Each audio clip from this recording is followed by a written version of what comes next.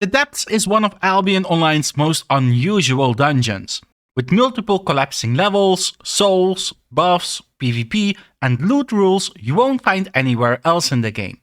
If you want to perform well here, you can't just wing it. You need to understand how the mechanics work, what to expect, and how to prepare. This guide covers all the must-know details so you're not just surviving the depths, but mastering them. I'll walk you through everything you need to know. How the dungeon flows, how souls and buffs work, how to secure loot, how to approach PvP, avoid the usual mistakes, and use the right tactics for consistent success. Let's start with the basics. Where do you even find the depths? Just head to any royal city, including Carleon, and look for the Antiquarian's Den. That's the hub area. Once you are inside, you'll see the portal to the depths. The depths is built for groups of 2 or 3 players, so make sure you queue accordingly. Entering a trio as a duo is possible, but you're putting yourself at a disadvantage right from the start. Same goes for soloing. You can go in solo, but it's not something I'd recommend if you're expecting to win PvP fights consistently. The competition here is sweaty. You want to take it seriously? Don't handicap yourself in any way or form. Now here's the good news.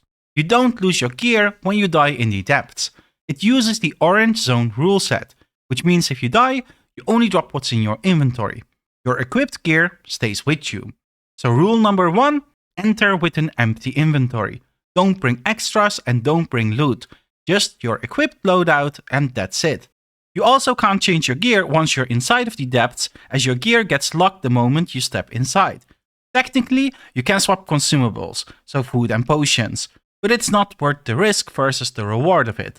Most PvP fights happen fast, and you won't get time to switch your food or pots. So yeah, enter the depths with what you're gonna fight with, and do not overcomplicate it. Now here's where you do have flexibility, your abilities. Even though your gear is locked, you can still change your abilities. And this is key, because different matchups call for different answers. That said, you'll want to be on PvP abilities even when doing PvE. Why? Because if you get jumped while clearing mobs, and you will, you won't get a chance to swap. Clearing with PvP abilities is totally fine anyway. It's a little slower, but much safer. Whenever you spot another team and have time to inspect them and change your abilities, go ahead and tailor your setup to counter them. The depths have a soft cap on item power. It's set at 1200 IP. That means anything above 1200 gives diminishing returns. You still gain some stats, but only 20% of the value over 1200 actually counts. Don't waste silver chasing overkill gear. Just make sure every piece hits 1200 IP or higher. That's the efficient sweet spot. Most players in the depths are running affordable gear and sit slightly above 1200 IP. And if you do come across a full 8.4 team with 150 IP over you, sure, they've got an edge, but you can either disengage or outplay them. The fights are still very winnable, as every 100 IP roughly translates to a 9% increase in stats. The soft cap also affects weapon attunements. Only 20% of the bonus stats count. So again, don't overspend. The only stat that doesn't get reduced is the fame bonus. So if you're looking to level up a weapon, the depths is a great place to do it safely with a 0.4 weapon that has fame on it. My go-to, a 4.4 weapon with at least 1200 IP. It's cheap, efficient, and gives you that extra customization without breaking the bank. Let's move into one of the mechanics that can absolutely make or break your run in the depths, the buff system. Throughout the dungeon, you'll run into statue rooms guarded by mobs. Clear the enemies, and the statue will reward you with either a loot chest or one of 3 powerful buffs. And trust me, the buffs are where the real value is most of the time. Now buffs only trigger when you drop below 40% health, and they're the only extra advantage you can get on top of your gear. If you go into a fight without the buff and your opponent has one, you're already at a disadvantage. Let's break down the buffs real quick. Yellow, that's Dominion. It slows enemies around you. Really solid for crowd control and defense. Especially good if you're a healer or playing something squishy that needs space. Pink, that's Cruelty. It reduces enemy resistances around you. This one's great for frontliners, tanks or bruisers who will be up in the enemy's face. Red, red. This one's a bit different. Just like the other two, it kicks in when you're under 40% health, but this one has an additional condition. You must be dealing direct damage for it to proc. In return, you get a short burst of bonus damage and increased healing output for a few seconds, which you can keep refreshing by continuing to deal direct damage. It's strong, but it's not for healers, because you don't want your healer tagging enemies and messing up focus fire resistance. Besides, you won't have the luxury of dealing direct damage as a healer to begin with. So take this buff if you're playing DPS and you don't need the yellow or the pink buff. Now here's the other layer, Demonic Ferocity. Every time anyone on your team picks up a buff, doesn't matter which one, your whole party gains a stack of Demonic Ferocity. This is a passive team-wide buff that increases both your damage and defense in PvP, while also speeding up PvE clears and making them safer. You can stack this buff up to 15 times, and when maxed out, you're getting plus 30% increased damage and plus 15% increased defenses in PvP, which is huge. So the smart move, focus on stacking buffs early. Ideally, you want to hit 15 stacks before leaving the first floor. You're barely sitting at 3 or 4 by the end. Honestly, just take the win, secure your loot, and reset. Because the mobs on floor 2 hit harder, and the teams you'll face there are likely already stacked. Let's talk about another key system inside the depths, souls. Every time you kill a mob, there's a small chance it drops a soul. But the big source of souls? Players. Whenever someone dies in the depths, enemy, ally, or even yourself, a soul always drops. The color of the soul depends on who died.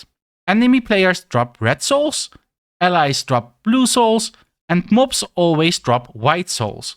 If a player doesn't release and stays downed, their soul stays red or blue. But if they release their body and exit the instance, that soul turns into a white one, just like a mob drop. Now here's what you can do with souls. Blue souls can be used to revive your teammates at the Altar of Awakening. All souls, red, blue or white, can be used at an exit to leave the depths. And any soul can be sacrificed at the Altar of Greed for loot chests. Here's where things get tactical. If a teammate goes down in a fight, grab their blue soul and fully disengage. Use it to bring them back at full strength before you jump into the next fight. Don't throw yourself into a 2v3 or 1v2 unless you really have to. The odds are heavily against you. On the flip side, if you down an enemy, kidnap their red soul. Don't let their teammates pick it up and reset the fight. You steal their soul, they are fighting a man down, which is a huge pressure play.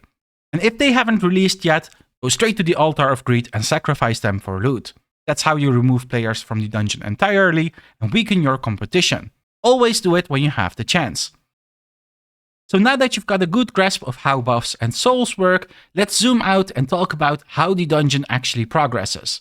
You start out on floor 1, and after about 10 to 15 minutes, the first floor starts to collapse. When that happens, it's time to move quick. Because if you stick around too long, the floor starts burning and you'll take lots of damage every second. At that point, both entrances to floor 2 and exits back to the Antiquarian's Den will spawn across the dungeon. And now you've got a choice. Do you advance or cash out? Like I mentioned earlier, if your team has low buff stacks or if you've lost a teammate, it's simply smarter to just dip out. You can secure your loot, do a quick reset and just go again.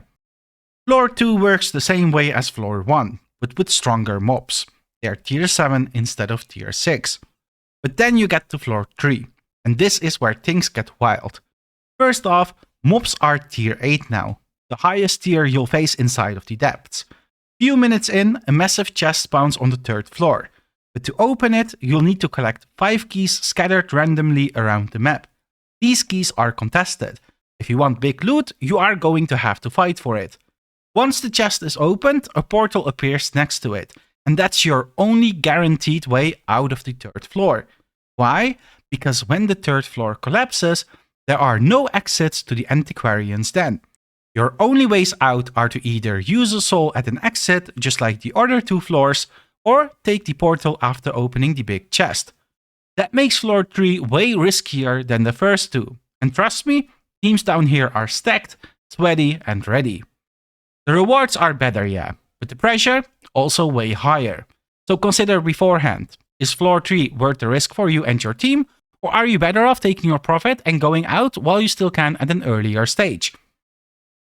Alright, now that we've gone over all the mechanics, let's wrap up with some best practices and the common mistakes I see way too often.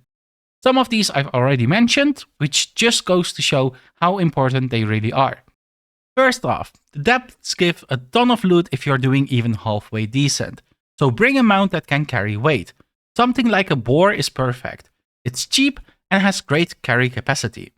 Second, loot comes from souls, so don't avoid PvP. You literally get rewarded for fighting. This is a safe way to practice PvP. You don't lose gear, just inventory. Take the fights, learn, improve, and grab that extra loot while you're at it. When you turn in souls at the Altar of Greed, make sure to fully loot your chests. Once fully looted, the chests disappear immediately, so you won't have to wait out the 2 minutes it takes for them to disappear, and you'll be able to depot souls for chests back to back. Now here's a big one, risk versus reward. If you've got decent loot on you, or your buff stacks are low, or your teammates down, just reset. Exit the dungeon and secure the loot. No need to push deeper floors if you're not in a strong position, or you're risking too much. Also, as you're roaming around, hover over the exits. You can see how much time is left before the floor collapses. Use that info to make better decisions on when to stay and when to leave. Gear-wise, make sure every piece is at least 1200 IP so you're hitting that soft cap. But don't go overboard. There is no need to overspend on flashy gear. It's just not worth it for this content. For weapons, once you've hit 1200 IP, a 4.4 weapon is a top pick. Not only do you get the full fame bonus, but you can also customize the stats to your playstyle. It's cost effective and efficient, and again, you don't lose it in the depths. Buffs should be your early priority. Max out to 15 stacks of demonic ferocity as soon as possible. It gives you a big edge in PvP and makes PvE way smoother. And before you take any fight, make sure everyone in your team has a buff active. Going in without one is a major disadvantage. Apply all of these, and I promise your success rate in the depths is going to skyrocket. And that wraps up my full guide for the depths in Albion Online. Hopefully everything you learned here helps you dive in with confidence and come out with loot, knowledge, and sharper PvP skills. If you found this guide valuable, support it with a like, and subscribe for more Albion content coming your way. Let me know in the comments, what are your go-to tips for the depths? What builds or comps are working for you? And how do you feel about this content overall? Thanks for watching, and I'll see you in the next one. It's starting! It's starting! How much do you have twisted? Holy shit, you guys are fucking dead! Why don't you? Oh my god. No.